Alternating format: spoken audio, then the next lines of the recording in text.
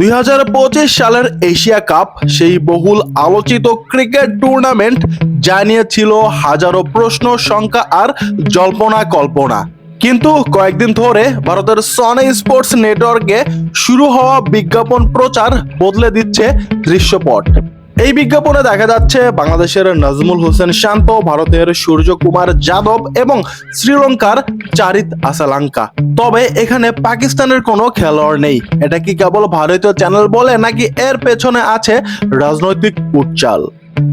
সাম্প্রতিক ক্রিকবাজের এক প্রতিবেদনে বলা হয়েছে 2025 এশিয়া কাপ নিয়ে আশার বাতি জ্বলেছে। এপ্রিল মাসে কাশ্মীরে পেহেলগামে জঙ্গি হামলার প্রেক্ষিতে ভারত পাকিস্তান সম্পর্ক তলানিতে গিয়ে ঠেকে। এর ফলে এক সময় মনে হচ্ছিল এবারের এশিয়া কাপ বাতিলও হয়ে যেতে পারে। তবে মে মাসে যুক্তরাষ্ট্রের প্রেসিডেন্ট ডোনাল্ড ট্রাম্পের মধ্যস্থতায় দুই দেশ যুদ্ধবিরতি ঘোষণা দেয়।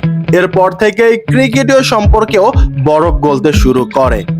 ক্রিকবাজ জানায় এসিসি জুলাইয়ের প্রথম সপ্তাহে সদস্য রাষ্ট্রগুলোর সঙ্গে বৈঠকে বসবে। সেখানে চূড়ান্ত হবে এশিয়া কাপের সময়সূচি। সব ঠিক থাকলে সেপ্টেম্বরের 10 তারিখে শুরু হতে পারে এই প্রতিযোগিতা টি-20 ফরম্যাটে।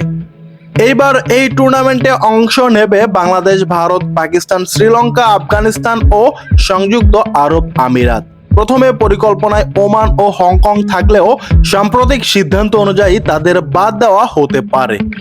এবারের আয়োজন হতে পারে হাইব্রিড মডেলে। মূল আয়োজক ভারত হলেও পাকিস্তানের ম্যাচগুলো অনুষ্ঠিত হতে পারে সংযুক্ত আরব আমিরাতে, যেমনটা আমরা 2023 সালের এশিয়া কাপ এবং 2025 সালের চ্যাম্পিয়ন্স ট্রফিতে দেখে আসছি। কারণ বিসিসিআই ও পিসিবি একে অপরের দেশে খেলতে রাজি নয়, তাই সমঝোতায় এসেছে দুটি বোর্ড। তবে সবার আগ্রহ যেখানে, সেটা হলো ভারত বনাম পাকিস্তান ম্যাচ। বিশ্বব্যাপী এই দ্বৈরথ নিয়ে যে আবেগ, তা অন্য কোনো ম্যাচে নেই। আর এই ম্যাচের পেছনে রয়েছে বড় অঙ্কের টাকার হিসাব। সনি স্পোর্টস 4 আসরের সম্প্রচার সত্ত্ব কিনেছে 17 কোটি মার্কিন ডলারে, যা বাংলাদেশি অঙ্কে প্রায় 2071 কোটি টাকা। চুক্তি অনুযায়ী প্রতিটি আসরে কমপক্ষে দুটি ভারত বনাম পাকিস্তান ম্যাচ রাখতে হবে। যদি ফাইনালে ওঠে দল দুইটি, তাহলে দেখা যেতে পারে 3টি মহারণ।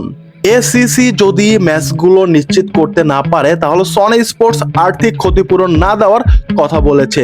এতে আর্থিকভাবে ক্ষতির মুখে পড়বে এসিসি। 2025 এশিয়া কাপ আয়োজনে খরচ হবে প্রায় 3 কোটি 80 লাখ ডলার, যা বাংলাদেশি টাকায় 463 কোটি টাকার মতো। এই অর্থের বড় অংশে আসবে সম্প্রচার সত্ত্ব থেকে, যার 75% ভাগ করে নেবে এসিসির 5 স্থায়ী সদস্য বাংলাদেশ, ভারত, পাকিস্তান, শ্রীলঙ্কা ও আফগানিস্তান।